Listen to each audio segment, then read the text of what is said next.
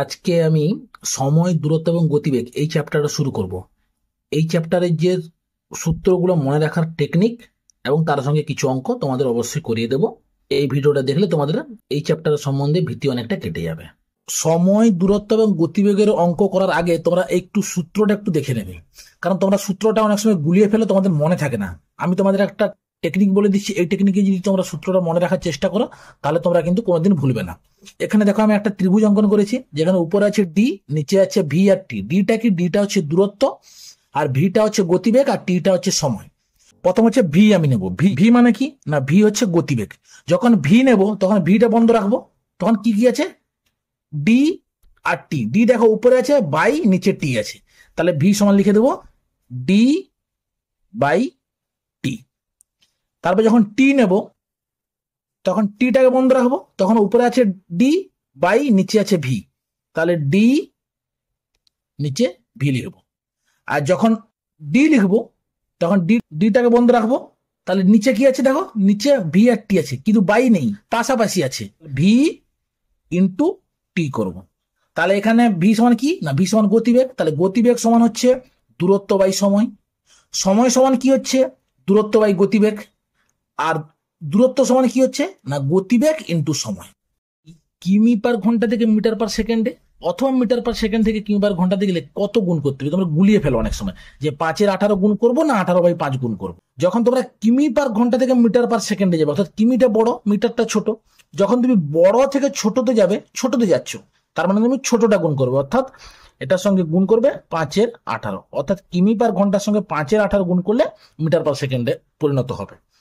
এবার তুমি যখন মিটার পার সেকেন্ড থেকে কিমি পার ঘন্টাতে যাচ্ছ, অর্থাৎ ছোট থেকে বড়তে যাচ্ছ, তখন এই ছোটটার সঙ্গে গুণ করবে 18/5, তাহলে তুমি কিমি পার ঘন্টাতে চলে যাবে। অর্থাৎ বড় থেকে ছোটতে গেলে ছোট গুণ করবে, ছোট থেকে বড়তে গেলে বড়টা গুণ করবে।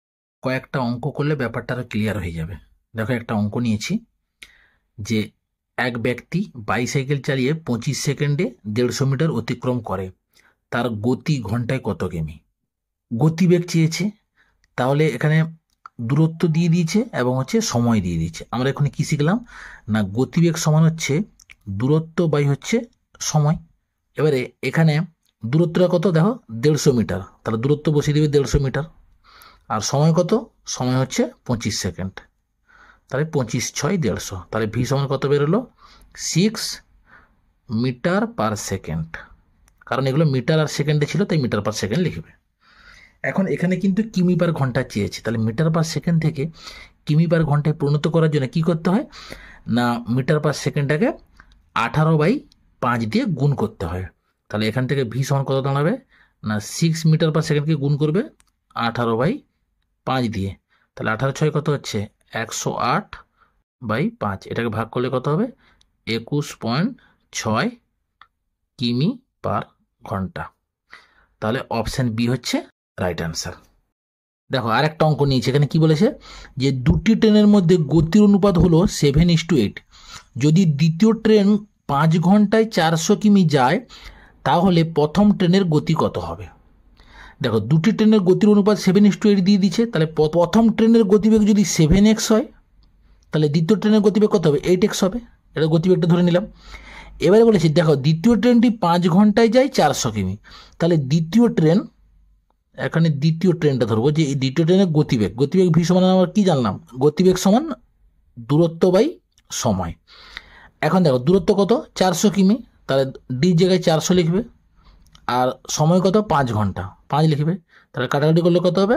80 হবে। তাহলে দ্বিতীয় ট্রেনের গতিবেগ কত বেরোলো? 80, কিন্তু দেওয়া ছিল কত? 8x, তাহলে 8x সমান 80, এখান থেকে x সমান কত? 8টা ভাগ হয়ে যাবে 10, তাহলে x এর মান 10 বেরিয়ে গেল। এবারে বলেছি প্রথম ট্রেনের গতি কত হবে? প্রথম ট্রেনের গতি কত ধরেছিলাম? 7x, তাহলে এক্সটা তো 10, তাহলে x এর মান 10 বসিয়ে দেবে, তাহলে প্রথম ট্রেনের গতিবেগ হচ্ছে 7 × 10 সমান হচ্ছে 70 কিমি পার আওয়ার, অর্থাৎ অপশন এ হচ্ছে রাইট অ্যান্সার। এখানে কি বলেছে দেখো, এক ব্যক্তি 40 কিমি পার ঘন্টা বেগে পি থেকে কিউ পর্যন্ত গিয়ে তার গতিবেগ 50% বৃদ্ধি করে আবার ফিরে আসে, তাহলে সমগ্র যাত্রাপথে তার গড় গতিবেগ কত হবে? এটা যদি পি ভাবি, তাহলে এটা যদি কিউ ভাবি, তাহলে সে পি থেকে কিউ পর্যন্ত গেছে কত না 40 কিমি পার ঘন্টায়। ফেরার সময় কি করেছে না, যত বেগে গেছিল তার 50% বৃদ্ধি করে দিয়েছে। তাহলে 40-এর 50% কত হবে না, 40-এর 50% 40 ইন্টু 50/100 সমান 20, অর্থাৎ 20 আরো বৃদ্ধি করেছে। তাহলে 40 ছিল, 20 বৃদ্ধি করেছে। আসার সময় সে 60 কিমি পার আওয়ারে আসবে, 60 কিমি পার আওয়ারে আসবে, যাওয়ার সময় 40 কিমি পার আওয়ারে গেছে। তাহলে তার সমগ্র যাত্রাপথের গড় গতিবেগ কত হবে? গড় গতিবেগের সূত্র হচ্ছে 2 ইন্টু যাওয়ার গতিবেগ ইন্টু আসার গতিবেগ বাই হচ্ছে যাওয়া প্লাস আসা দুটোর গতিবেগের যোগফল। তাহলে কত হবে? উপরে 2 ইন্টু 40 ইন্টু 60 বাই হচ্ছে 100। তাহলে দুটো শূন্য কেটে গেল, 6×4 = 24 দিয়ে 48। তাহলে তার গড় গতিবেগ কত হবে? 48 কিমি পার আওয়ার। অর্থাৎ অপশন সি হচ্ছে রাইট অ্যান্সার। এই অঙ্কটা তোমরা নিজেরা করো, কত অ্যান্সার হবে তোমরা কমেন্ট বক্সে লিখে জানাও। কি বলেছে যে সোনালী কত সময়ে 400 মিটার দূরত্ব অতিক্রম করবে যদি সে 25 কিমি পার ঘন্টা গতিতে দৌড়ায়?